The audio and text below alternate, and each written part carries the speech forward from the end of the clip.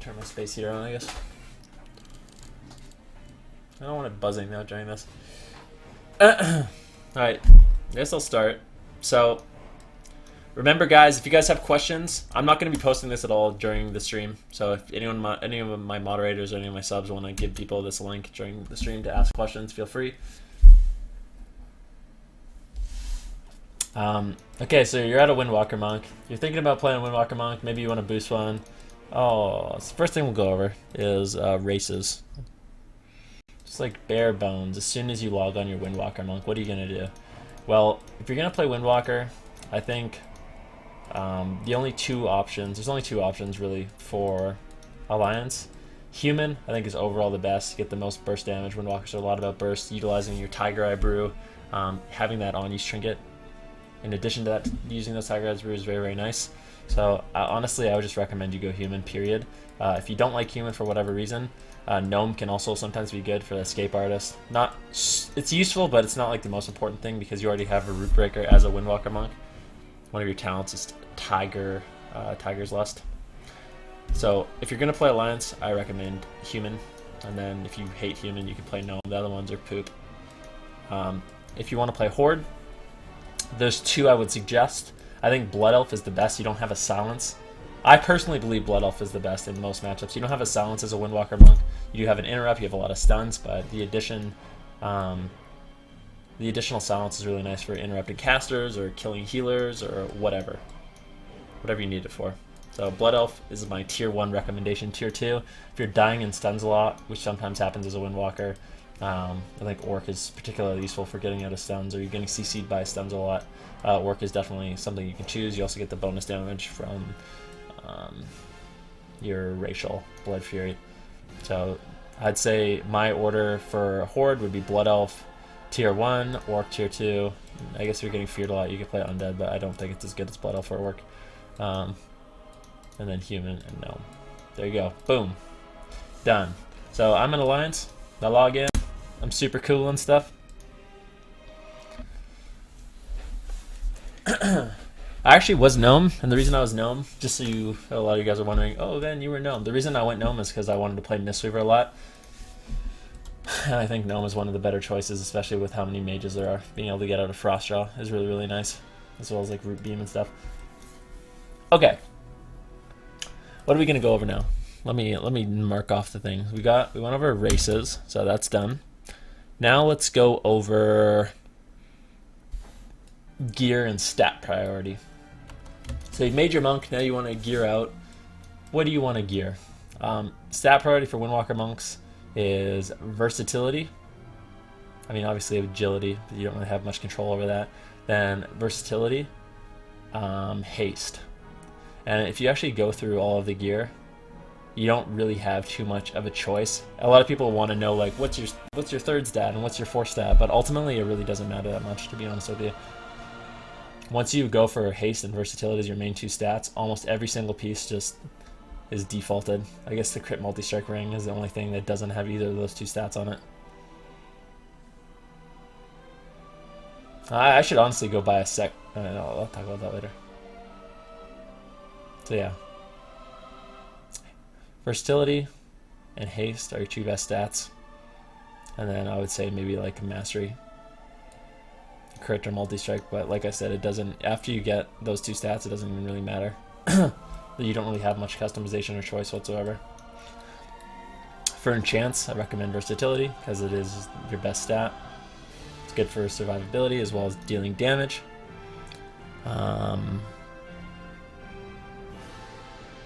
Another thing I guess to talk about, I'll quickly show you all the exact gear I have. So I'll use the haste multi-strike helmet, set bonus, crit, haste neck, just the set shoulders, the haste mastery cloak. I use the haste versatility chest. I use the crit versatility bracers, crit haste gloves, haste versatility belt, haste mastery pants, versatility mastery boots, and then crit multi-strike ring, haste mastery ring, and then the two proc and on-use trinket. A lot of people ask me about weapons, one-hander versus two-hander versus fast staff versus slow weapon. basically the reason you use a fast staff as a Windwalker, although I will start this off by saying using the fast staff for this reason is only like a slight DPS increase. You don't need to use it to still be effective, but if you want to min-max, I recommend it. The reason you use a fast staff is because of the passive Way of the Monk. The Monk modifies her combat style depending on weapon type, dealing 25% more auto attack damage with one-handers and attacking 55% faster with two-handed weapons. So you attack 55% faster. What is that, 0.95 or something like that? What ends up being your attack speed. The reason you want a fast auto attack speed is because of Tiger Strikes. Your successful auto attacks have a 10% chance to increase your multi-strike chance by 35% for 8 seconds. So when you're just chilling here and you're attacking, it's auto attack, blah blah blah. Eventually Tiger Strikes will proc. And when you see Tiger Strikes, right there, I have it in my add-on, but you can see it up here. Multi-strike chance increased by 35%. That's when you want to try to burst with like fists. Or it's optimal to burst with fists or chi torpedo, or your chi burst, so you get more value out of it. Gearing slash stat priority. So that basically covers it for the gear. Pretty straightforward. That explains why we use a fast weapon. Delete that. What next? Glyphs. Let's go over glyphs. So for glyphs, there's a there's a problem with Windwalker this expansion where they don't get to use all the glyphs they want, unfortunately. Glyph of Paralysis is something I use. Is chat broken? I don't think so. Why is something wrong? I think most people are just probably focusing on what I'm saying. Maybe they're all writing in their notebook. I don't think chat's broken though. Okay, so for glyphs, the first glyph I usually always use is Glyph of Paralysis. I play with a Death Knight. Frost Death Knights have a disease that auto spreads to people. So if you don't have Glyph of Paralysis, you don't really get to use it that often a lot of the time, to be honest with you. So you basically always want Glyph of Paralysis, especially if you're playing Walking Dead. At least I think you do. So you can utilize it on the healer or on DPS and actually keep them there without it breaking automatically. Glyph of Flying Fists I feel like is unnecessary in PvP. You don't, at least in Arena, in 3's Arena. It increases the range of Fist of Fury by 5 yards, so it takes it from melee range 5 yards to 10 yards. Increases the range quite drastically. So instead of like having to be right here for your Fist of Fury to go off, you can be like over here for your Fist of Fury to go off. That way it makes it a lot easier for fisting multiple targets or having your DK like grip into your fists. So I basically always use Flying Fists in PvP. You also get more value if someone like trinkets your Fist of Fury. So say you start a Fist of Fury stun on someone and they trinket out of it, you're still going to be punching them as they walk away. They're going to be taking damage with the increased range. So that means you have to give up either Touch of Death or Touch of Karma. The way I decide that is if I'm playing against melee heavy teams, so there's always going to be like a cleaver on me, or I'm going to be training a healer or something like that, and I'm always going to have a Touch of Karma target available, I drop Touch of Karma Glyph. The range is super nice on this, but it just ultimately doesn't matter that much. If you're going to have something you can Touch of Karma, you're going to have to probably have some trial and error. This will probably be games where you die because you don't have the range on it, but it's just, yeah, it's a matter of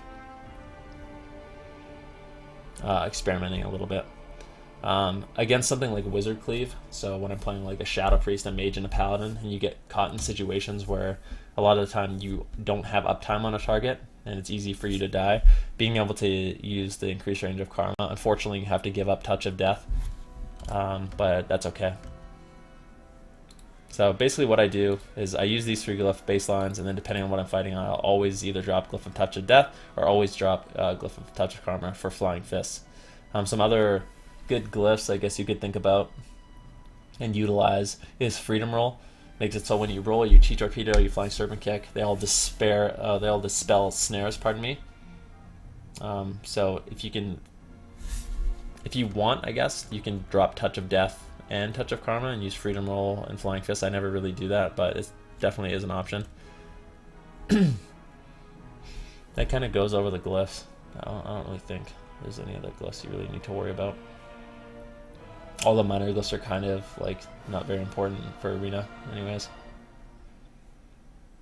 If you're not playing Chi Explosion, which you should be, you can use Glyph of Blackout Kick, I guess. It makes it so you always do the additional damage, and it's not position dependent.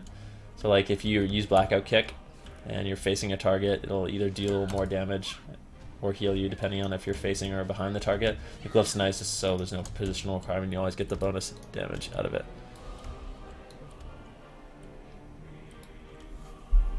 Okay, so that goes over Glyphs. Let's talk about talents a little bit. So we'll talk about row 15. Momentum, throw it in the trash. You're never going to use it. Tiger's Lust is like the go-to option, I believe, especially as a Windwalker monk. Being able to break yourself out of snares, plus having the increased mobility is really, really nice. Roots and snares. Tiger's Lust is usually what I play. You can use it on your teammates as well to help them escape, or like help your Death Knight if you're playing Walking Dead, get to a target if they can't.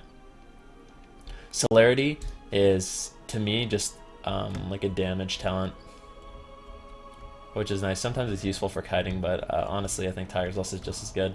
Celerity is really nice though, because what it does is it gives you 3 charges of Chi Torpedo, and decreases the cooldown on your Chi Torpedo, so they stack up faster. So what I like to use it against, for example, is if I'm playing against something like a Turbo Cleave, and I have really high uptime on like a Shaman, he's not going to get away, I'm not going to get kited very much. Having the 3 stacks of Chi Torpedo saved up when you use a 10 stack is really, really nice.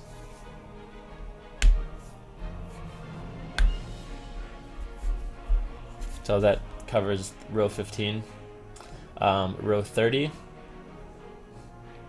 Zen Sphere can go in the trash. I'd say 90% of Windwalkers use Chi Burst. It's nice when you blow your stacks to be able to get off some additional burst. You can combo it with like a Rising Sun Kick or a Chi Torpedo, so they go off at the same time. So you can like Chi Burst and then Chi Torpedo, or Chi Burst, Rising Sun Kick, and it does a lot of damage, or Chi Burst, Fist of Fury, and it kind of is like an unexpected burst. I know Balance is like one of the few Windwalkers who uses Chi Wave. Obviously it's viable. He gets really high rated. I don't think the difference between Chi Wave and Chi Burst is very, very big. The good thing about Chi Wave is it has no cast time until lower cooldown, so you have a bit more additional healing.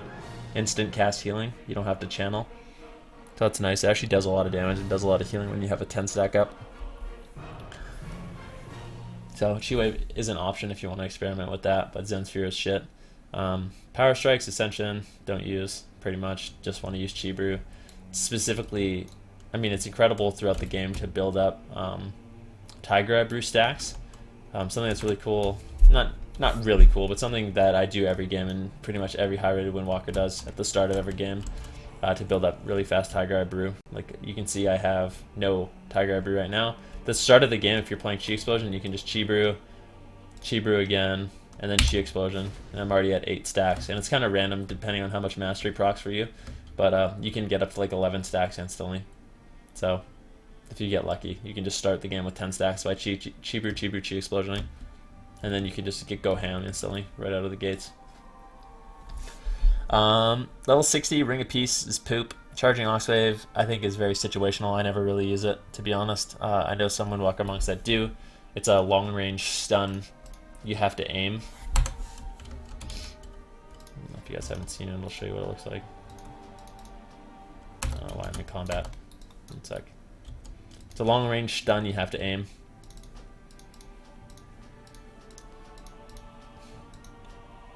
Let's just pretend that we're using flying Oxwave. You shoot it out, and it's basically like a bowling ball. Has a decent range. Has a pretty good like AoE around it, so it's not that hard to land on someone. It's only a 3-second stun though, 30-second cooldown. I feel like it could be useful in some situations, like I say, but I rarely ever use it. It's something you can experiment with, not terrible. Leg sweep, 45-second cooldown, 5-second stun, really, really good. To pair with your Fist of Fury. If you use Leg Sweep and Fist of Fury, you can get a long stun chain on someone where they can't really move. Obviously, because they're stunned. I'd say Light Sweep is a go-to option. Level 75. Healing Elixirs, Dampen Harm, and Diffuse Magic, all three of these are useful. Dampen Harm isn't really used that much, but I love Dampen Harm against Destruction Warlocks and Demonology Warlocks. So both Destruction Warlocks and Demonology Warlocks have really, really high bursts when they use their Demon Soul with the Chaos Bolts and Demon Bolts. I think Dampen Harm is the best option by far at that time. I think sometimes against Rogues too, if they're bursting really hard, Dampen Harm can be really good. Effective damage reduction. The way it works is it reduces any attacks that would do 15% or more of your health. So for me, what is that? How much health do I have?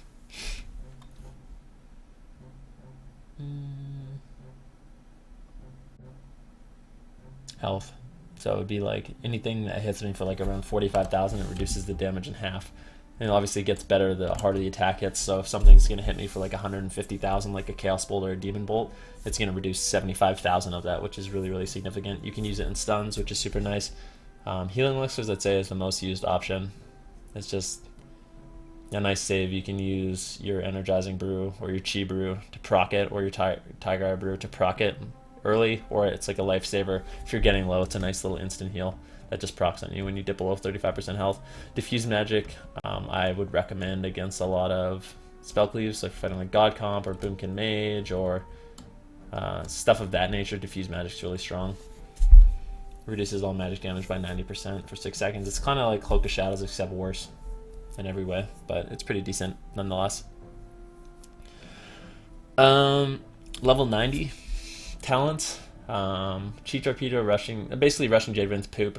Zwen, some people use. It's kind of like an all-in cooldown. It's a really, really long timer, 3 minutes. If you want to like all-in someone really, really bad, you can try using it. I still don't like it that much, even for that, to be honest. I like Chi Torpedo. It's my preference. Even though, if you were watching like half an hour ago, we fought a Windwalker Monk. We fought a mirror. We were playing Windwalker, Death Knight, Paladin, and that's what the same comp we were playing. And their Windwalker Monk was using Zwen, which actually seems pretty decent. Like if you're going to have the full uptime, 45 seconds, it does a lot of damage on a single target. Chi Torpedo is usually the go-to. You use it in your burst when you have 10 stacks Tiger Eye Brew, or just any stacks Tiger Eye Brew. It actually does pretty good damage. It's really useful for survivability. So if you need to get away, obviously it takes you a long distance, so it's useful for kiting. It's also really good for bursting down your target, and the way you kind of burst people with it is by glitching it out and bugging it. Get a lot of questions about this. The way you bug it is by using Chi Torpedo and then jumping. So Chi Torpedo, jump. And you don't move very far with it. The jump makes sure that you're not getting full use of the distance, but you can still, like, you're right on top of the target, so they're taking full damage.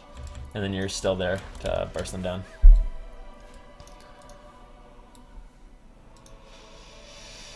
Level 100 talents, Hurricane Strike, Serenity. I don't know. Some people use Serenity. There's strategies where you use Serenity as like an all-in and you just spam blackout kicks. I don't think it's good, to be honest with you. It's decent. It can work.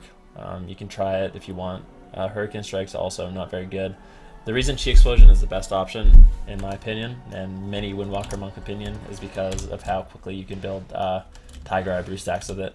If you use the 3 Chi Explosion, it also generates an additional charge of Tiger Eye Brew. So using like a 3 stack of, or 4 stack will generate your Tiger Eye Brew very, very quickly. You can see, building like 3 at a time, and I'm good to go. And I can burst. It also does magical damage, which is really nice against classes that have high armor, so you don't have to worry about that at all. And it's also useful because it's a range ability, so you can actually use it from like however, what's the range of it? 30-yard range. You can use it from like over here, so if like a mage gets away from you, you can still like burst them with Chi Explosion, which is kind of cool, and you can build stacks that way.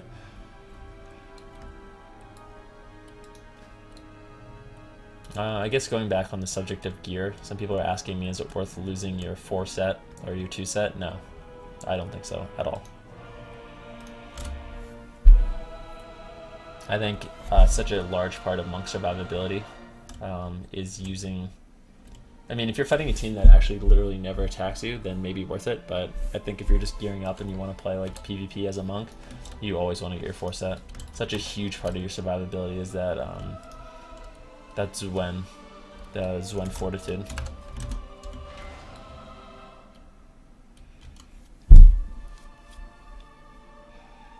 Don't forget, 2-hander equals chi, 1-hander equals hurricane. I don't even want to mention that because I actually think hurricane strike sucks balls. Like if you're making a Windwalker monk and you want to be serious about PvP, don't play hurricane strike. It's like maybe in some very specific situations, but for the most part, it's pretty terrible. Especially if you're using chi explosion right. Alright, so that goes over talents.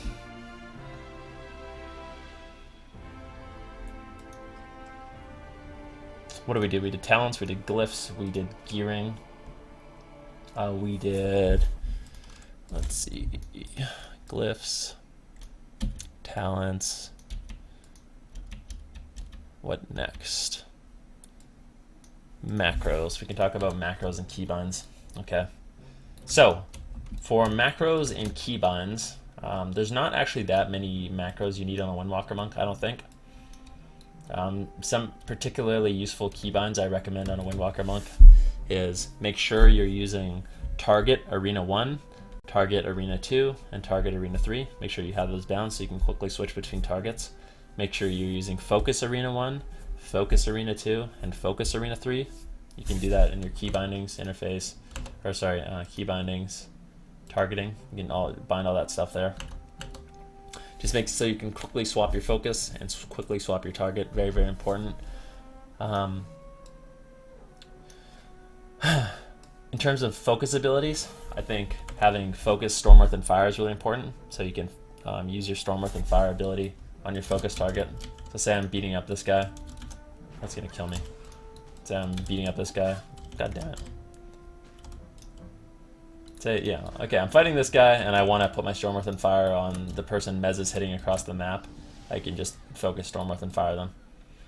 So focus storm, earth, and fire is really good. In addition to having the focus storm, earth, and fire, I also think it's important to have a cancel aura storm, earth, and fire. I'll show you that macro after, and the reason that's good is because if you want to start single target bursting again, or say your image is getting kited or it's rooted or CC'd, you can just pull it back and then send it out again instantly. So like if it's on a druid, say my storm, earth, and fire is on a druid and it gets rooted, I can literally just pull it back and then send it back out and it won't be rooted anymore. So paying attention to that is really important. I'll show you what those macros are though and what they look like. So focus storm, earth, and fire, cancel aura storm, earth, and fire. Focus kick is really nice. So if I'm targeting this guy and I see that like a paladin or a healer or a mage is casting, I can go and off kick them without changing my targets and hurting my damage at all. Focus paralysis is also very important. Same kind of idea. Just want to make sure you can get those important abilities on your off target when you don't want to switch targets and do less damage. You should be fully utilizing on any class you play, the focus frame as well as your target frame. You should be able to utilize both. You should just think of your focus frame as a second target frame that you're not doing damage to.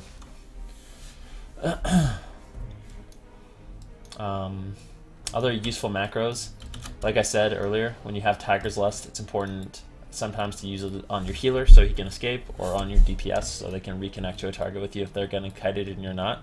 So having macros for Tiger's Lusting Party 1 or Party 2, or if you want to do Tiger's Lust your DPS's name, or Tiger's Lusting your healer's name, you can do that, but I think Party 1 and Party 2 are better.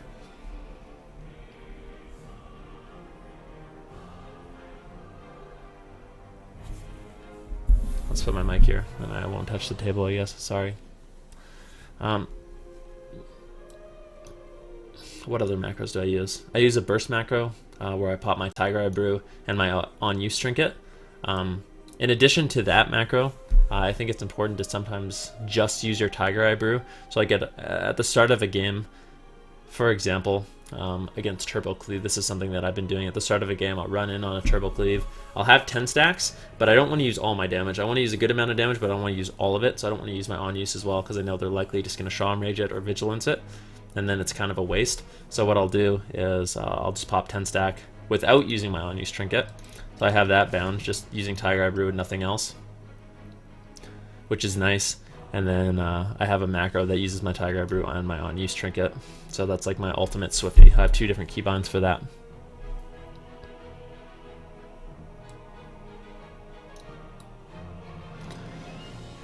What other macros?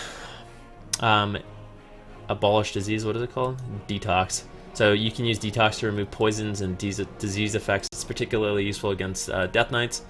They're stacking disease, I forget what it's called. You can dispel that, or you can dispel rogue poisons, crippling poison, wound poison off your healer or another DPS or yourself. So having detox macros for yourself and both of your teammates is important in threes. What other macros do I use that are good? Sometimes people ask me about my Rising Sun Kick macro. It honestly doesn't do too much. I'll show you guys what it does. It's a macro. Actually, let's just show you guys all these macros. So this is what like a detox macro looks like for me. My detox 1 is just all the healers I play with. I switch it. Detox 2 is all the DPS I play with. I switch it. I have it disable. Oh, here's a good macro. So sometimes you want to use Spinning Crane Kick to get people out of stealth, like a rogue. When you press Spinning Crane Kick, unfortunately you get stuck in the animation for a little bit. So one thing you can do is what I do is in my disable, or any button you want, I have a cancel or a Spinning Crane Kick. So I can Spinning Crane Kick and then instantly stop it. So that way I don't get stuck in the animation. I got that macro from Balance. Oh yeah, Detox is good for Wyvern Sting too. I Focus Kick, Focus Paralysis, Focus Storm Within Fire, and then this is my, I guess, my Provoke macro, but it also cancels. I have this macro is just like my all-in-one cancel aura macros. So it cancel aura Storm Within Fire. Like I said, that's a useful macro, so you can pay attention to your Storm Within Fire, pull it back when you want without having to like right-click the buff off of yourself. And then it also is my cancel aura bop. So like if my paladin bops me, I can quickly remove it. Cancel aura Rushing Jade Wind. Well, I don't use that anymore, and just uses taunt as well. Rising Sun Kick, all it does is provoke arena pets, so I just put it in my Rising Sun Kick that every time I hit it, it'll try to taunt a nearby pet. It usually doesn't matter anymore. Most people, it doesn't really do too much. And then I have a spammable Zen meditation macro. So when I do want a Zen med, I can mash it and it's not going to break. Because normally if you hit it twice, it'll just cancel the ability. So having this little exclamation point in a macro means that it's not going to cancel when you spam it, when you're getting roasted. Have anything else that's cool?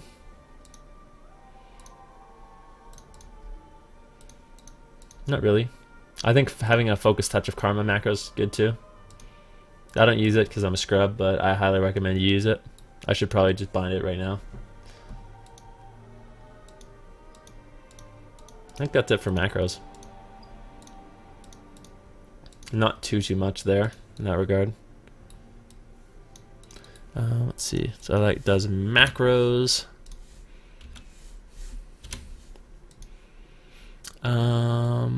Add-ons. So let's go over some useful add-ons that I use. The most useful add-on I use, Windwalker Monks have a lot of buffs, and it's really important to track them if you want to do optimal damage. So, as you can see, in the middle of my screen under my character, I have an add-on called Tell Me When Up. And what it does is it tracks every important buff and debuff that I have. So right now, obviously you can see my proc trinket's up. It tracks my Tiger Palm, so I can be reminded to refresh it. It shows how many stacks I'm at. So I can be at a 10 stack.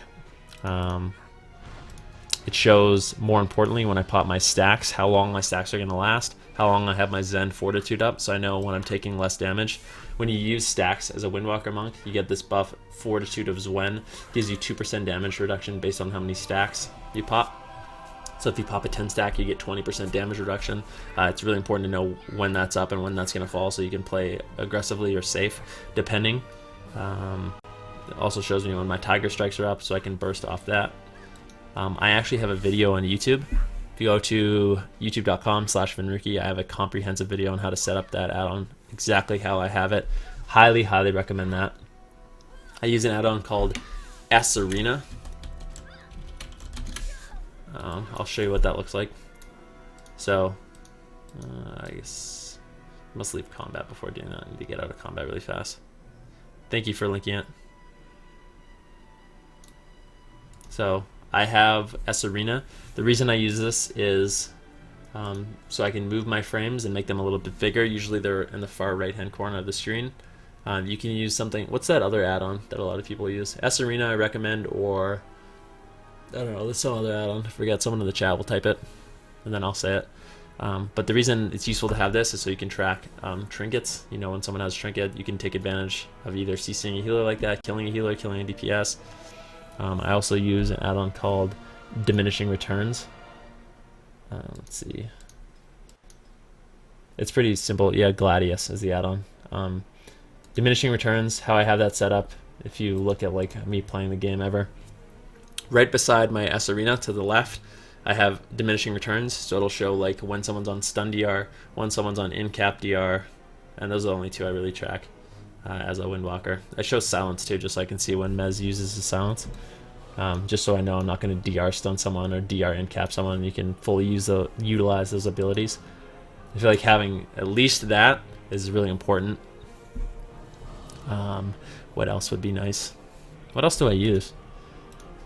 If you're really into like statistical analysis, you can use this isn't necessarily a Windwalker add-on, but Recount is nice. Tell Me When is another nice add-on. I'll show you what that looks like. Oh, sorry, that's what I'm talking about. Omnibar, sorry, is the one I want to show you. Oh yeah, Chi Bar too. Chi Bar can be really good. I'll show you what that looks like. I don't know why that was turned off. Chi Bar is a pretty cool add-on. Unless you're going to move your frames around. See, what Chi Bar does is I moved it to the center of my screen. I don't know why I didn't have this on. It's nice to just see how much Chi you're at. So like you can tell if you're at 3 Chi, 1 Chi, if you can fit... Pardon me. If you have enough Chi to Fist of Fury, or it just shows you exactly what you're at all times, and you don't have to like look up in the top left-hand corner of your screen. It's all very centralized for you, so you can pay attention to the battlefield.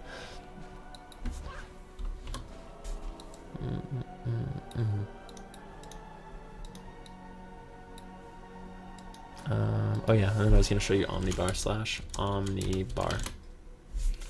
test. So Omnibar is an add-on that basically shows everything you want to know about your enemy's cooldowns. So it doesn't really matter that much for a monk like interrupts. Interrupts are particularly useful, but it's still important, I feel like, to see stuff like, if you want, you can see like when a Feral Druid has Incarnation, or when a Priest has Fear, or when Traps up, or when Strangulate's up. Any cooldowns you want to track from the enemy player, like when BM Crows is up, just lets you, just gives you more game knowledge. And you can try to take advantage of that. Like if a mage doesn't have Cold Snap and Ice Block up, you can see that, and you could try to kill them. They don't have Dispersion up, like a Shadow Priest doesn't have Dispersion, you can take advantage and kill them. Having that, at least these like base add-ons are really useful, I think. Some people are asking me to go over Mage and Mistweaver. I might do that at some point. For now, I'm doing a Windwalker guide, and I want to just focus on that.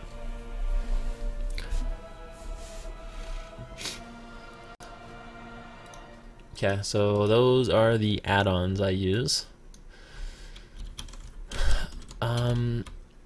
Before I go any further, I want to link you guys this. I'll post it in chat. If you guys have questions, specific questions that I'm not answering right now, you can make a ZergID account and post on that, or comment on that post I made. So in chat, you can click that link. If you have a specific question I haven't answered yet, feel free to go check it out. Okay, so still kind of, those are like the basics of Windwalker monks. We can talk about damage rotation and like how to burst. So first of all, as a monk, a big part of your damage is making sure you have Rising Sun Kick on the target. What Rising Sun Kick does is increases damage taken from abilities dealt by the monk by 20%. So if you have Rising Sun Kick on the target, you literally do 20% more damage to them for the most part. All your abilities do 20% more damage. So exceptionally important before you burst a target to make sure you have Rising Sun Kick on them. There's some desperate situations where you need to like peel or keep your team alive and you don't have it, but if you want to burst optimally, you always have to have Rising Sun Kick on the target. Another buff you want to keep up is your Tiger Palm. It ignores 30% of the target's armor. So it makes it so your physical attacks, Fist of Fury, Rising Sun Kick, Tiger Palm, Jab, auto attacks all do 30% or bypass 30% armor, which is a big deal as well.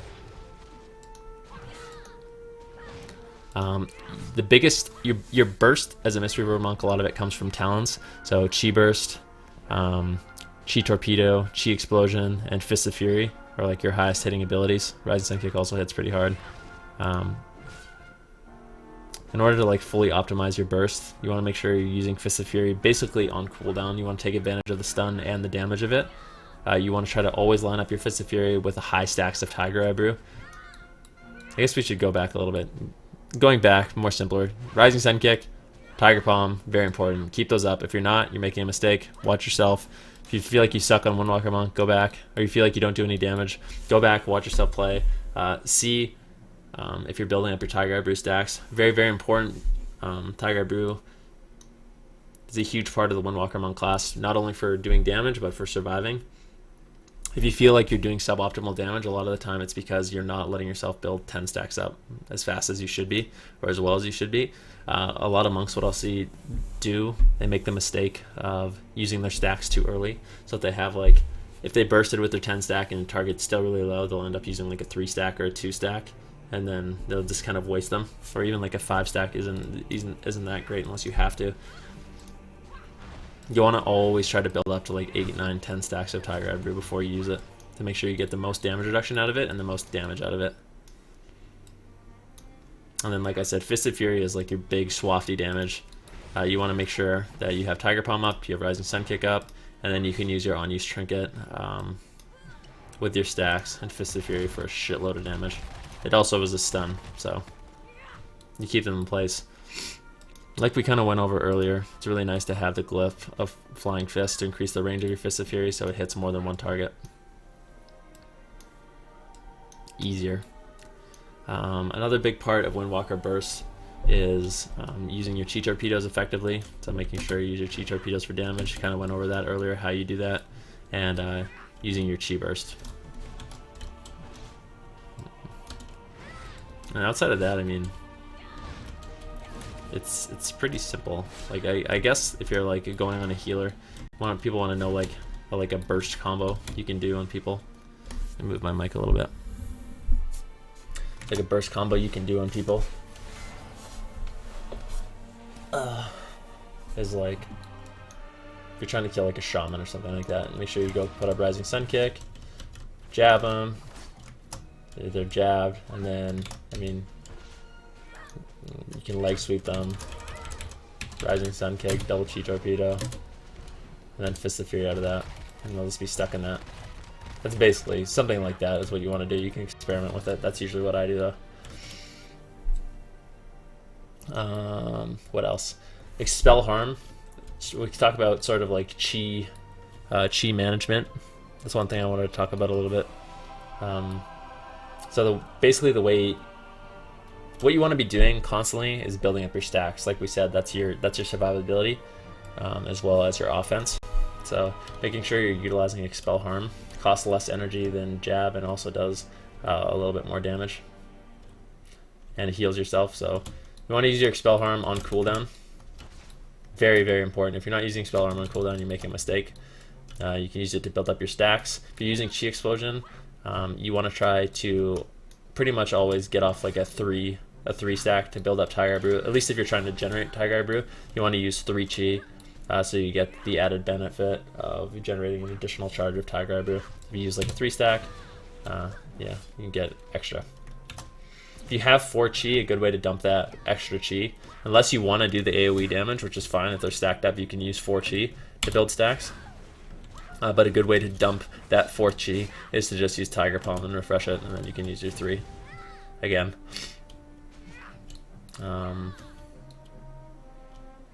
Let's see.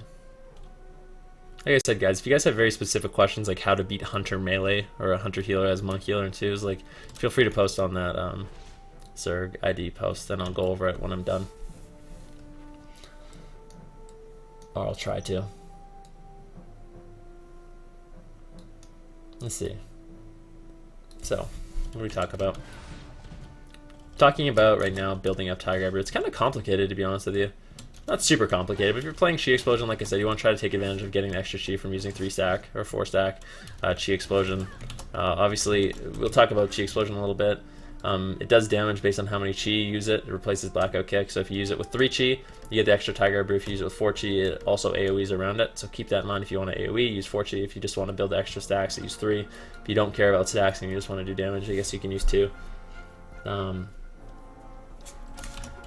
To build, one thing I like to do is really early on in the game. So I'll tell you how I basically start off a game a lot of the time as a Windwalker Monk. I'll run in on my target at the beginning of the game. I'll double Chi Brew. Okay, so Chi Brew. I have 5 stacks already. Then I'll run in and Chi Explosion. I'll get to them. I'll jab, and I'll immediately pop my Energizing Brew so I can start building up stacks. So Rising Sun Kick, jab, Chi Explosion, jab, and then that way I've built up as much stacks as possible early on, and I've gotten like the cooldown on my Energizing Brew rolling.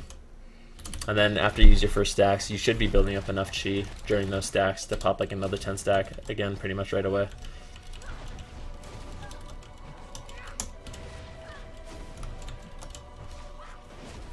So before my 10 stacks even fade, I have another 10 stack right away that I can burst with.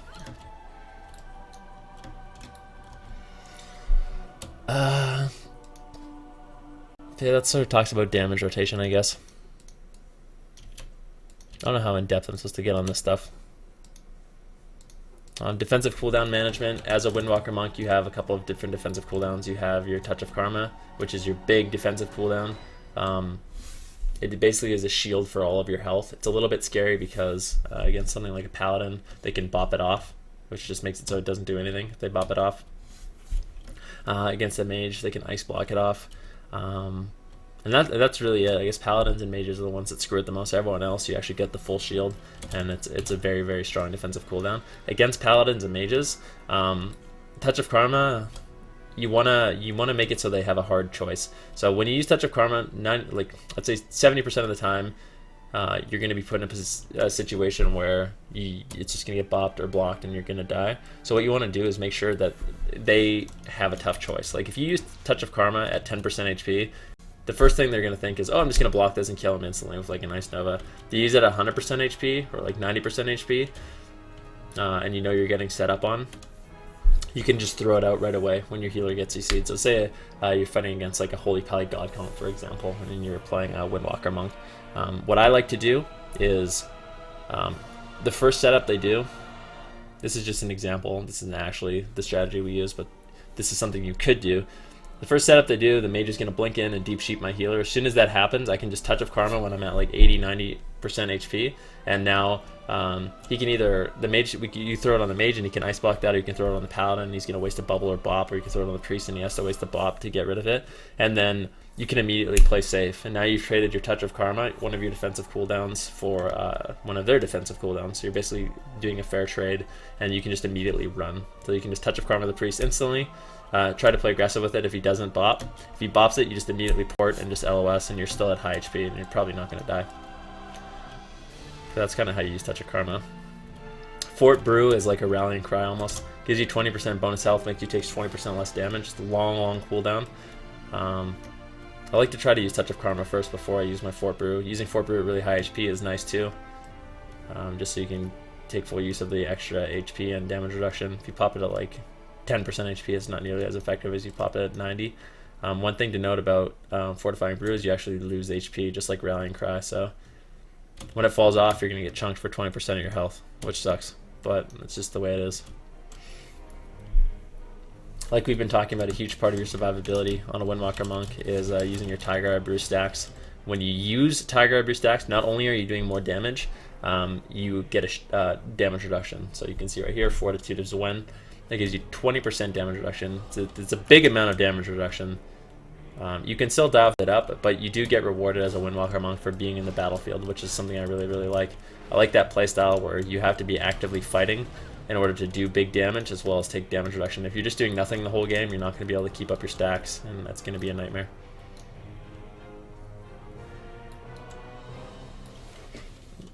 What else? Oh yeah, we talked about other defensive cooldowns that Windwalker monks have. If you're fighting against casters, diffuse magic is another big defensive you can pop. Dampen harm, another one against Destro and Demonology warlocks. Something I was just talking about with Mez is such a big part of monk survivability, as well as effectively using your kiting. If I was in an arena, I could maybe be a little bit more specific and show you like some really good kite patterns. But you have a lot of tools to get away. You have your Tiger's Lust for kiting, you have your Chi torpedoes for kiting, you have Flying Serpent Kick for kiting when you need it, and as well as your port. So want to make sure you always have a port in a safe place down. That way if you're out here actively fighting and you're in trouble, you can just port away and be safe. Something really important to note is you want to make sure you're relaying your port right away. You don't want to have your port just in the middle of nowhere. So when you port to a safe place, you either have to realize and utilize that your port's in the middle of the map. This is for Mistweavers too, or you have to relay your port. So sometimes, here, I'll show you an example. So say my port's behind the pillar and I'm fighting in the middle of the map, and I port. Instead of relaying my port, I want to take advantage of the fact that my port's in the middle of the map. So I consciously realize that I'm still being attacked, so I'll maybe drag the fight over here. Maybe I want to go to a different pillar and I'll fight at this pillar for a little while. And then I'm in trouble once again. Uh-oh, I'm taking so much damage. What am I going to do? I'm going to go to a pillar. So like on Nagrand Arena, let's just pretend I was at the right pillar and now I'm going to the left pillar. I can shell over here, and then once they come here, I can port and use Flying Serpent Kick to just get across the entire map. So you use like your central port as a way to just cross the entire map really, really fast.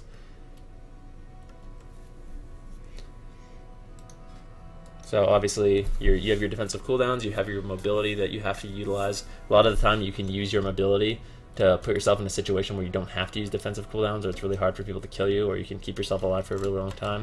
You have really, really good self-healing, like I said. Using Expel Harm, you can use your Chi Burst for healing.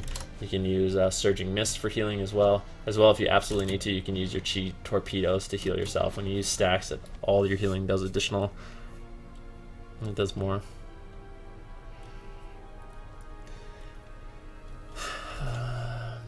So yeah, you got your healing, you got your defensive cooldowns, you got kiting. You have to kind of use all three of those in order to survive. I think monks are one of the best classes for surviving if you utilize your cooldowns well. Of course, you have both Nimble Brew and Every Man for Himself, or your PvP trinket that you need to rotate as well. So you don't want to really catch yourself in a situation where like. So monks have a lot of ways to get away, like we talked about. They have their defensive cooldowns and they have their kiting if they need it, but all of those mean shit if you just get caught in a kidney shot and die. So you have to be really, really careful about using your trinket and your Nimble Brew. If you just throw them out trying to be aggressive and you get caught in a stun, you're just going to die instantly. So a lot of trial and error of how aggressive you can be with those, or what comps you need to keep your cooldowns for, or what cooldowns your healer has alive to keep you aggressive. But just something to note. If you notice yourself dying in stuns a lot, not being able to actually get off your cooldowns or kite, just make sure you aren't using your trinket and your Nimble Brew as aggressively as you should be.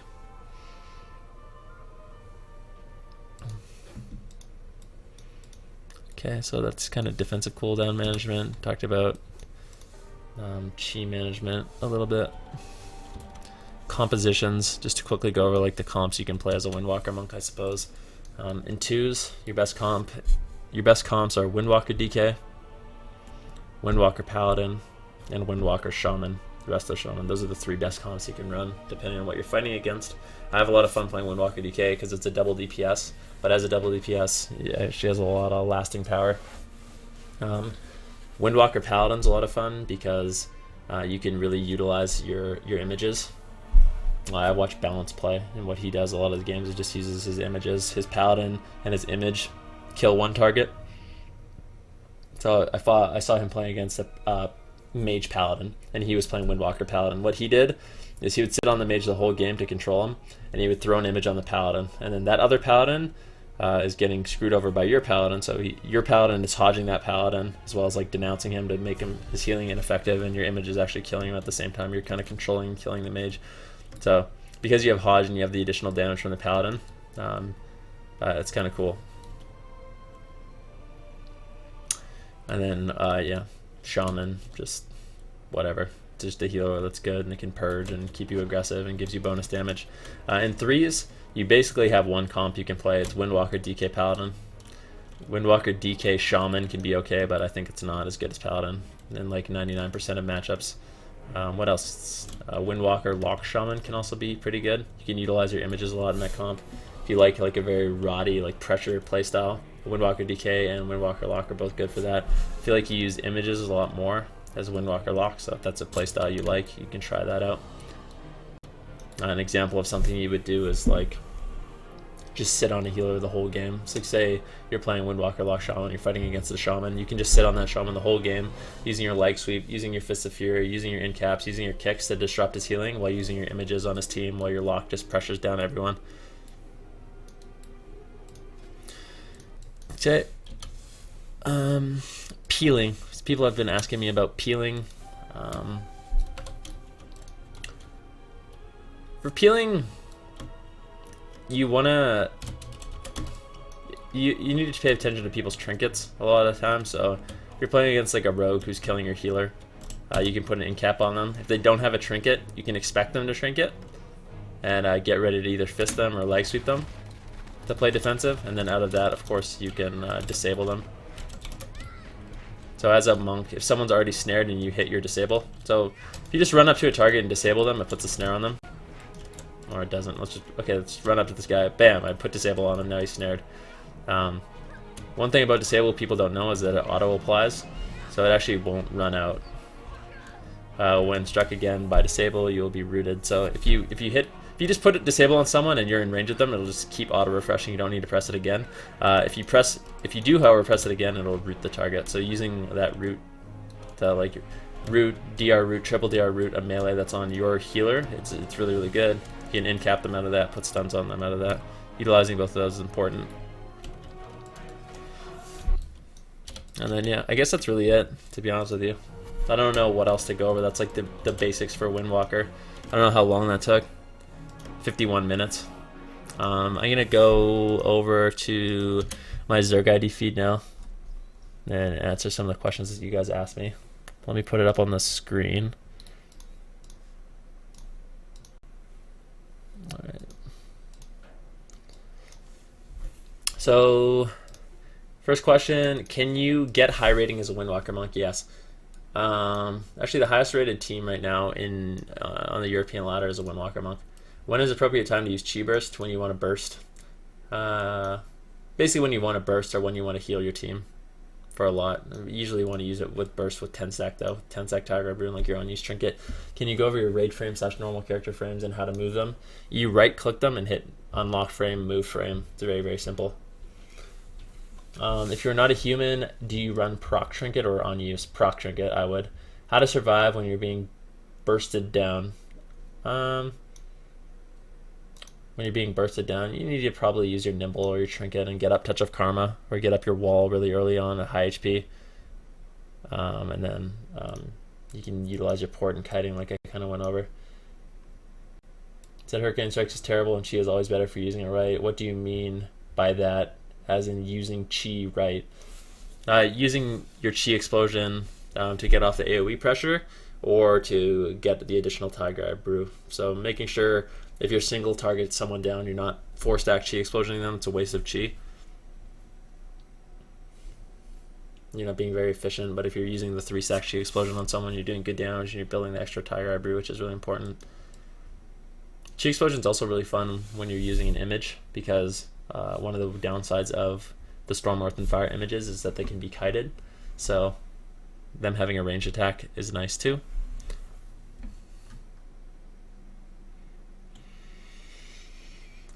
As far as Windwalker monk goes in 3v3, is Canadian bacon really as good as they say it is? I actually don't like Canadian bacon that much, but to me Canadian bacon is just ham. I don't know the difference. Can you give an example of proper offensive CCs on the enemy team as like Windwalker DK? I guess a specific example would be something like this. So if you're playing against a Turbo Cleave and you're playing Windwalker DK Paladin, you can in-cap their Druid. Out of the in-cap, you can be Fist of Furying the Shaman, and they can get gripped into that Fist of Fury, and then you can Fist of Fury stun them and leg sweep them out because they've been gripped in. or your paladin can just run in and Hodge if grip isn't available, and then out of the incapacitate, Hodge, you can strangulate them, and you can do that every minute. Otherwise, you can just rotate your Hodge and your incap, which is still a good amount of CC.